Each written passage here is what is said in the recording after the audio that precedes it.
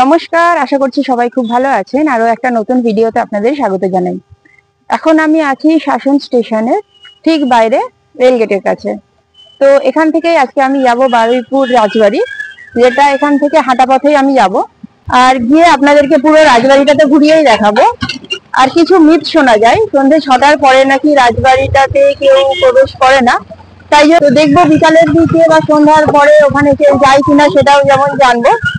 চলুন পুরো ভিডিওটাই দেখতে থাকুন, আশা করছি আপনাদের ভালো লাগবে। আর এখান থেকে এখন আমি যাচ্ছি হেঁটেই। এখান থেকে হেঁটে মিনিট 10-এর মধ্যেই আমি পৌঁছে যাব বারুইপুর রাজবাড়ি। চলুন, দেখা হচ্ছে রাজবাড়িতে গিয়ে। জমিদার রাজবল্লভ রায়চৌধুরী প্রতিষ্ঠিত প্রায় 350 বছরের প্রাচীন এই রাজবাড়ি ঘিরে শোনা যায় নানা অলৌকিক ও রহস্যময় কথাবার্তা। আজ ঘুরে দেখব পুরো রাজবাড়িটা, সাথে জানাবো এই রাজবাড়ি ঘিরে তৈরি হওয়া রহস্যের কতটা সত্যি নাকি সবই গুজব। চলুন প্রথমেই যাওয়া যাক বাড়ির ভিতরে। বাড়ির মূল প্রবেশদ্বারের সামনে দুদিকে দুটি দরজা তালা বন্ধ অবস্থায় দেখা যায়।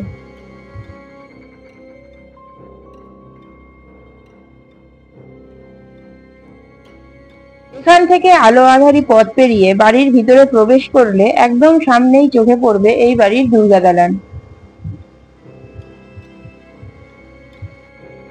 প্রাচীন দুর্গা দালানটির বেশ কিছু অংশ কয়েক বছর আগে ভেঙে পড়ার কারণে এটিকে নতুন করে আবার সংস্কার করা হয়েছে, যার কারণে মূল মন্দিরের স্ট্রাকচার অনেকটাই পরিবর্তিত হয়ে আবার নতুন ভাবে তৈরি হয়েছে। এই মন্দিরের উপরে আছে মা দুর্গার একটি প্রতিকৃতি। মন্দিরের সামনের অংশ যদিও আগাছা জঙ্গলে ভরে আছে, তবুও চলুন আপনাদেরকে ঘুরিয়ে আনি মন্দিরটা।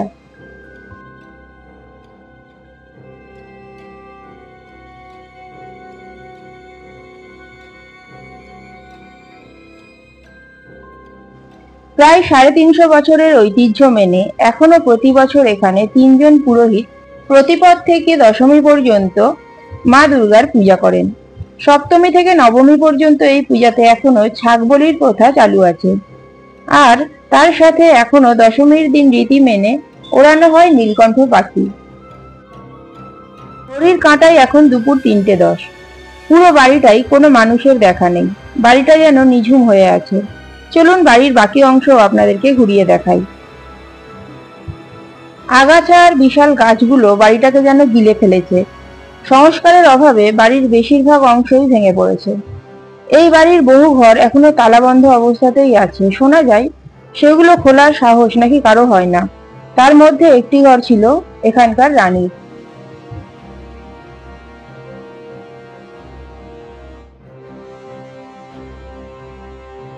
যত জরাজীর্ণ অবস্থায় হোক না কেন, বর্তমান বাড়ির মালিক রাজবল্লভ রায়চৌধুরীর বংশধর অমিয় কৃষ্ণ রায়চৌধুরী বর্তমানে সমস্ত আচার নিয়ম এখনো মেনে চলেছেন।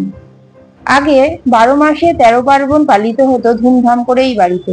সেই রীতি মেনে রথ, রাসযাত্রা থেকে দুর্গোৎসব এখনো সমস্ত কিছুই এই বাড়িতে তিনি পালন করে আসছেন, এবং সেই প্রাচীন নিয়মে। সামনে যে লাল রঙের মন্দিরটি দেখতে পাচ্ছেন, ওটা এ বাড়ির কৃষ্ণ মন্দির। দুর্গা দালানটি ছাড়াও এই বাড়িতে রয়েছে আরো দুটো মন্দির, সেখানে নিত্য পুজোও হয়। এবারে আপনাদেরকে ঘুরে দেখাবো এই বাড়ির এই কৃষ্ণ মন্দিরটি। দুর্গা দালানের ঠিক পাশেই আছে লাল রঙের এই কৃষ্ণ মন্দিরটি।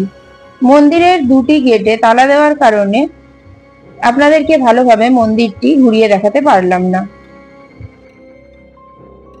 এই বাড়িটি ঘিরে অনেক মিথ আছে। শোনা যায় সন্ধ্যে 6টার পরে নাকি কেউ এই বাড়িতে প্রবেশ করার সাহস পায় না। যদিও এই দুপুরবেলা আমি একাই এই বাড়িটিতে ঘুরছি, কিন্তু এখনো পর্যন্ত অস্বাভাবিক কোনো কিছুই চোখে পড়েনি। আর আশপাশে কোনো মানুষজনকেও দেখতে পাচ্ছি না। তো চলুন এবারে আপনাদেরকে নিয়ে যাব এই বাড়ির আরো ভিতরে মা কালীর মন্দিরে। আর আশপাশে কাউকে দেখতে পেলে তাদের থেকেও এই বাড়ির সত্যতা জানার চেষ্টা করব। দুর্গা মন্দিরের পিছন থেকে এই যে রাস্তাটা চলে গেছে, এটাই যাচ্ছে মা কালীর মন্দিরের দিকে।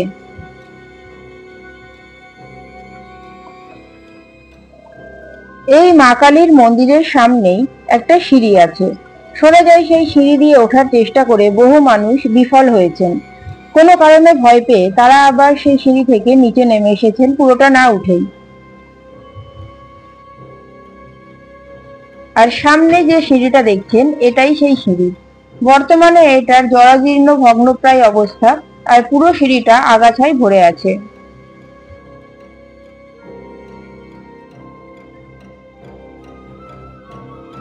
মা কালীর মন্দিরের প্রবেশের আগে প্রথমেই চোখে পড়বে এই হাড়িকাঠটা। এখনো এই হাড়িকাঠে ছাগ বলি হয়। এখান থেকে সামনে কিছুটা এগিয়ে গেলেই মায়ের মন্দির। মায়ের মূর্তি এখানে কোষ্ঠী পাথরের তৈরি। এছাড়াও এই মন্দিরে আরো কিছু বিগ্রহ রয়েছে, চলুন আপনাদেরকে সেগুলো দেখিয়ে আনি।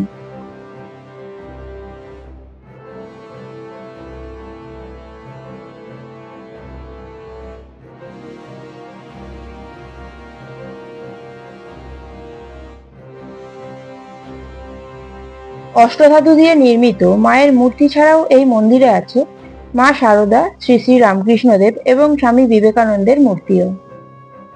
মন্দিরে মায়ের দর্শন সেরে এবারে ঘুরে নেব বাকি মন্দিরটা। শোনা যায় সন্ধ্যের পরে এখানে নাকি মানুষ আসতে ভয় পায়।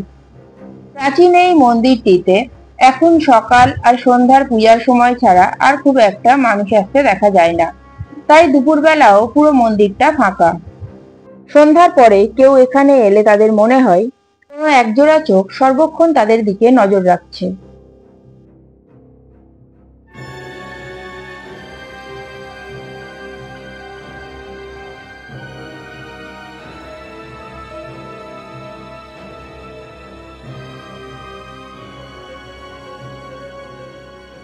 যদিও এই নিঝুম পরিবেশে দুপুরবেলা এলে একটা গা ছমছমে ভাব হতেই পারে, কিন্তু অস্বাভাবিক কোনো রকম কিছু আমি এখানে লক্ষ্য করিনি। এখন প্রায় বিকেল 4টে বেজে গেছে, আর সামনেই একজন দাদা এসেছেন এখানে আগাছা পরিষ্কার করতে। তার মুখ থেকেই এই বাড়ি সম্পর্কে কিছু জেনে নেব। মানে শুনেছিলাম এখানে নাকি সন্ধ্যের পরে আর কেউ আসে না, বা এরকম কোনো সত্যি নয় না? এখানে যে দাদা আগাছা পরিষ্কার করছিলেন তার থেকেই জানলাম আসলে এই গুজব কোনো সত্যি না। এবারে আরো দুজনকে পেয়ে গেছি, তাদের মুখ থেকেও শুনে নেব। দিদি কি কাছাকাছিই থাকেন? কাছাকাছিই থাকেন এখানে? বলছি যে ওই শোনা যায় এখানে নাকি সন্ধ্যার পরে কেউ আসে না, এরকম কোনো ব্যাপার আছে? এরকম কোনো ব্যাপার নেই। এখানেই থাকেন আপনারা? এখানকার স্থানীয় মানুষদের সঙ্গে কথা বলে জানলাম এই যে মিথটা চালু আছে সন্ধ্যের পরে এই বাড়িতে কেউ না আসার ঘটনাটা আসলে সত্যি নয়। যে স্থানীয় মানুষরা এখানে বসবাস করেন তারা সেরকম কোনো ঘটনার সম্মুখীন কখনো হননি। তো চলুন, এ তো গেল রহস্যের কথা। এবারে আপনাদেরকে জানাবো এই বাড়ির সাথে সাহিত্য সম্রাট বঙ্কিমচন্দ্র চট্টোপাধ্যায়ের একটা যোগাযোগ ছিল। তিনি এই বাড়িতে বসেই লিখেছিলেন দুর্গেশ নন্দিনী উপন্যাস। আর বর্তমানে বাড়িটি বিভিন্ন সিনেমা বা সিরিয়ালের শুটিং এর জন্য কিন্তু বিখ্যাত। মাঝে মাঝে এখানে বিভিন্ন শুটিং হয়। তাহলে বারুইপুর রাজবাড়ি সম্পর্কে যে রহস্যের ঘটনা সবই আপনাদেরকে জানালাম, তার সঙ্গে জানালাম বারুইপুর রাজবাড়ির ইতিহাসও। আশা করছি ভিডিওটা আপনাদের ভালো লেগেছে। ভিডিওটা ভালো লাগলে লাইক, কমেন্ট আর শেয়ার করতে ভুলবেন না। আর চ্যানেলে নতুন বন্ধু হলে চ্যানেলটা সাবস্ক্রাইব করে পাশে থাকার অনুরোধ রইল, যাতে আমার দেওয়া পরবর্তী ভিডিওগুলো খুব তাড়াতাড়ি আপনাদের কাছে পৌঁছতে পারে। আজ তাহলে আসি, দেখা হবে খুব তাড়াতাড়ি নতুন একটা ভিডিওতে। আজকের মতো টাটা।